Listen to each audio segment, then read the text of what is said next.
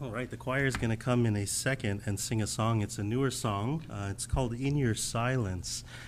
And, inevitably, we as believers go through seasons of difficulty, go through seasons that really drive you to prayer. And many times in Scripture, we see this in the psalmists.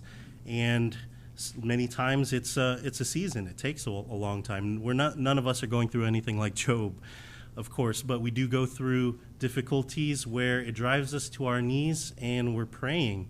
And like the psalmist at some points, the psalmist said, "How long will you forget me, O Lord?" Like from our perspective, it feels like it's silence is the answer.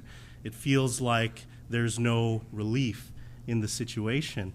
And we do have to work through these difficulties and work through, I think of specifically like Habakkuk.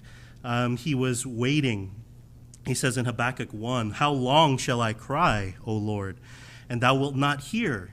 Even cry out unto thee of violence, and thou wilt not save." And Habakkuk goes through, we get to see him working through this situation. And it's not to go through the whole book, but at the end, as he works through it, his circumstances still remain exactly the same.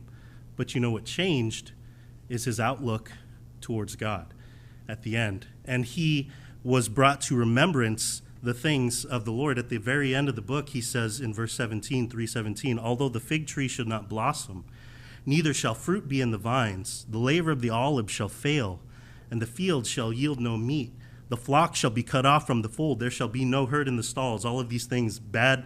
Even though it still continues, he says, "Yet I will rejoice in the Lord. I will joy in the God of my salvation."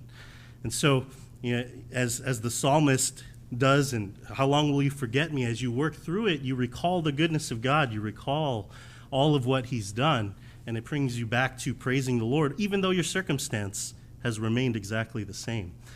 So that's a little bit of what this song is depicting of praising the Lord in these situations. The choir will now come.